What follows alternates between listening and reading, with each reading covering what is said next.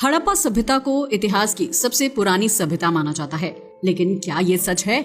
यकीन मानिए आज की कहानी जानकर आपके विचार पूरी तरह से बदल जाएंगे, क्योंकि आज हम बात करेंगे कुछ ऐसी चीजों की जो इतनी पुरानी हैं कि आप सोच भी नहीं सकते। यकीन मानिए ये कोई कहानी नहीं बल्कि ऐसी मिस्टीरियस डिस्कवरीज हैं जो आज भी साइंटिस्ट एंड हिस्टोरियंस के होश उड़ा रही हैं। मगर अब सवाल ये उठता है कि क्या ये खोज किसी खोई हुई सिविलाइजेशन का सबूत है या फिर कोई ऐसा सच जो हमसे छुपाया गया है? तो चलिए डिटेल्स में जानते हैं। सबसे पहले बात करते हैं द सुमेरियन किंग लिस्ट की। हर राजा चाहता था कि उसे और उसकी ब्लड लाइन को याद रखा जाए, इसलिए वो वंशावलियों का रिकॉर्ड रखते थे। और राजाओं के लिए जीनियोलॉजिकल रिकॉर्ड्स रखना कोई नई बात नहीं है। भारत से लेकर इजिप्शियन एंड सुमेरियन सिविलाइजेशन तक ये ट्रेडिशन प्रिवेल्स रही है। लेकिन कोई भी वंशावली उतनी रहस्यमयी नहीं है जितनी की सुमेरियन किंग लिस्ट है। इसका अंदाजा आप इस बात से लगा सकते हैं कि फिलहाल आपको जो पत्थर स्क्रीन पर नजर आ रहा है वो कोई साधारण शिलालेख नहीं, बल्कि एक ऐसा रहस्यमयी पत्थर है जिसका रहस्य जानने के लिए आज तक वैज्ञानिकों ने दिन रात एक कर दिए हैं। मगर इसके बावजूद वो इसका पूरा रहस्य नहीं सुलझा पाए हैं, क्योंकि ये ऐसा पत्थर है जिस पर लिखी बातों पर यकीन करना भी मुश्किल है। अगर इस स्टोन की बात करें तो इसे इराक के लारसा और निप्पुर इलाके में खोजा गया था। ये पत्थर क्ले स्लैब से बना है और इसका वजन करीब 10 किलो है। ये 20 इंच लंबा और 16 इंच चौड़ा है। इस पर सुमेरियन राजाओं के नाम, उनके शासनकाल की जानकारी खुदी हुई है। मगर सबसे ज्यादा हैरान कर देने वाली बात यह है कि इस पर जिन राजाओं के नाम दिए गए हैं उनके शासनकाल को 40,000 से लेकर 7,000 साल तक बताया गया है। अब सोचिए, क्या वाकई कोई इंसान 40,000 साल तक राज कर सकता है? यही वजह है कि ये सूची आज भी इतिहास की सबसे रहस्यमय दस्तावेजों में से एक मानी जाती है। चलिए अब बात करते हैं लंदन हैमर की। ये बात है 1936 की, जब अमेरिका के टेक्सास शहर में एक अद्भुत चीज मिली थी। असल में मैक्स हैन और उनकी पत्नी जंगल में घूम रहे थे, तभी उन्हें कुछ प्राइसलेस स्टोन दिखाई दिए, तो वो उन्हें इकट्ठा करने लगे। ऐसा इसलिए क्योंकि इन दोनों को अजीबोगरीब पत्थर इकट्ठा करने का शौक था।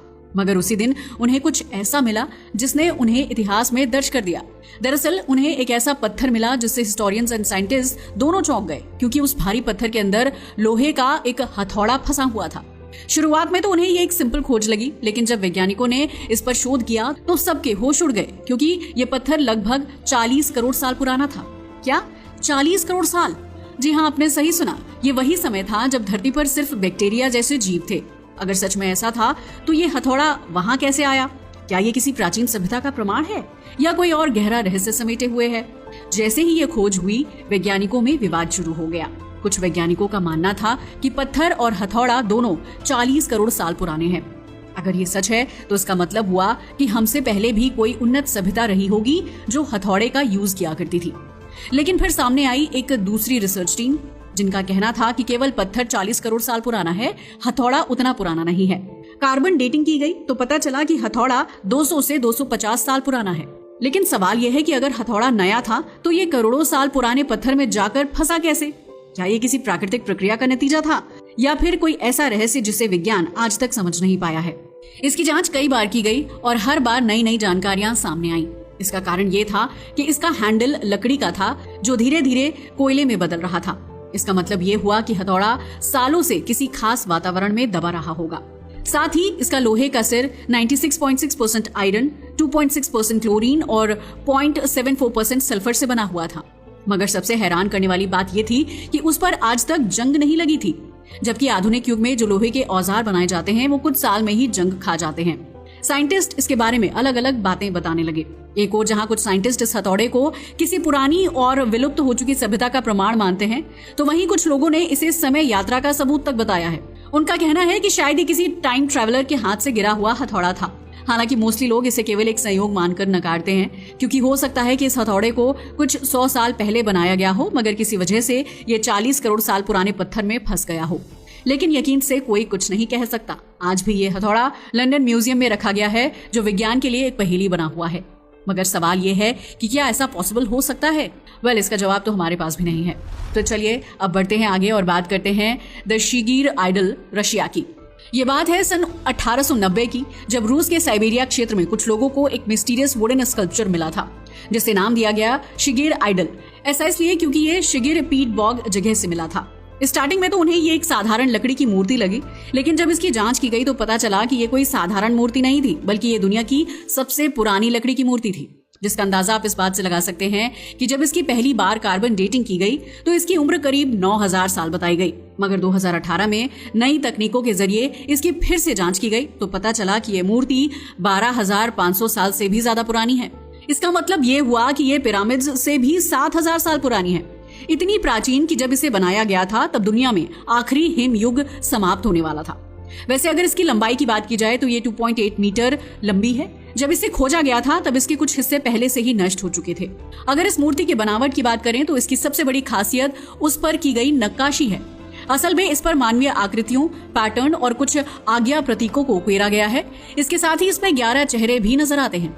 इसके बारे में आज तक कोई निश्चित रूप से नहीं कह पाया है कि यह किसी प्राचीन देवता की मूर्ति है या किसी खोई हुई सभ्यता का कोई संदेश हो सकता है। लेकिन हैरान करने वाली बात यह है कि लकड़ी से बनी होने के बावजूद ये मूर्ति अब तक कैसे बची रही। वैज्ञानिकों का मानना है कि ये पीट बॉग की विशेष स्थिति के कारण अपने मूल रूप में संरक्षित रह पाई है। आज भी ये मूर्ति रूस के एक संग्रहालय में रखी हुई है और वैज्ञानिक अब भी इसे समझने की कोशिश कर रहे हैं। मगर ये मूर्ति अब भी एक अनसुलझा रहस्य बनी हुई है। चलिए अब बात करते हैं बस्ट ऑफ नेफरटीटी की। ये साल था 1912 का जब जर्मन पुरातत्वविद लुडविग बोर्स और उनकी टीम मिस्र में खुदाई कर रहे थे। जी हाँ, वही मिस्र जिसे जाना ही जाता है अपने हिस्टोरिकल एविडेंस के लिए। ये टीम अमरना शहर की एक एंशिएंट वर्कशॉप में खुदाई कर रही थी क्योंकि वहाँ 3000 साल पुरानी सभ्यता के अवशेष मिले थे।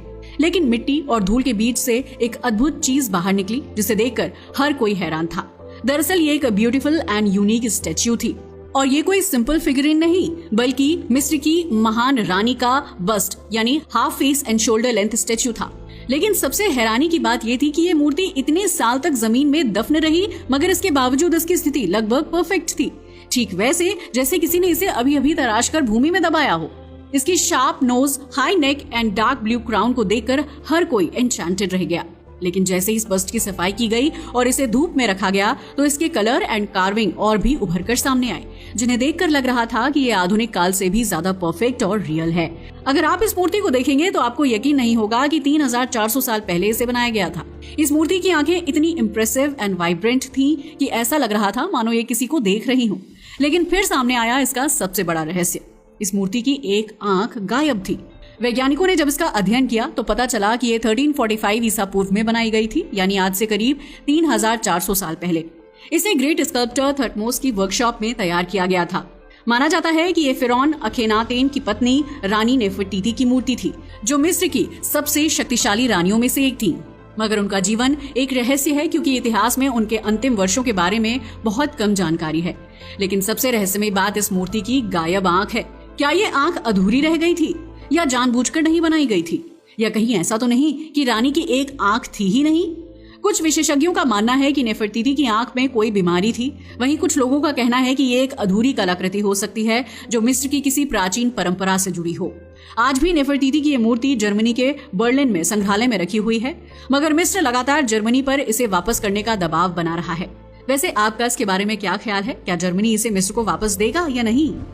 श्राउड ऑफ ट्यूरिन अगली रहस्यमय चीज है। श्राउड ऑफ ट्यूरिन, अगर इसकी बात की जाए तो ये एक कपड़ा है, लेकिन ये कोई साधारण कपड़ा नहीं है। ये दुनिया का सबसे रहस्यमयी और चौंकाने वाला अवशेष माना जाता है क्योंकि ऐसा माना जाता है कि ये वही कपड़ा है जिसमें ईसा मसीह को सूली पर चढ़ाने के बाद लपेटा गया था।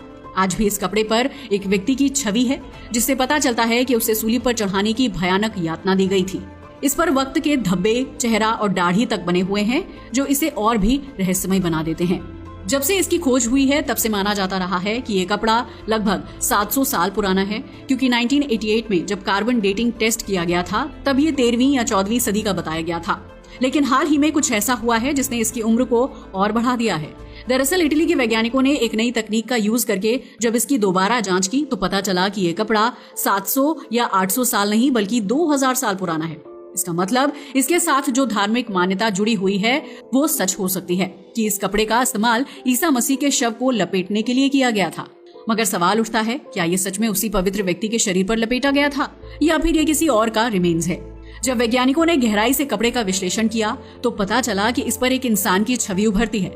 यही नहीं, इस पर जो खून के धब्बे पाए गए हैं वो पुरुष और शारीरिक यातना के दौरान शरीर से निकलने वाले खून से मेल खाते हैं।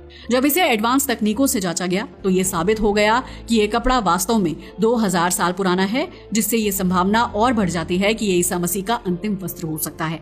हालांकि आज भी वैज्ञानिक और इतिहासकार इस विषय में एकमत नहीं है और बहस जारी है, मगर इतना तो तय है कि ये कपड़ा आज भी दुनिया का सबसे रहस्यमयी अवशेष माना जाता है। आज ये इटली के ट्यूरिन शहर के कैथेड्रल में रखा गया है और आपको जानकर हैरानी होगी कि दुनिया भर से लाखों लोग इसे देखने आते हैं। मगर सबसे बड़ा सवाल यही है, क्या ये सच में ईसा मसीह का अंतिम वस्त्र है या फिर ये सिर्फ एक ऐतिहासिक रहस्य है जिसे शायद हम कभी पूरी तरह सुलझा नहीं पाएंगे।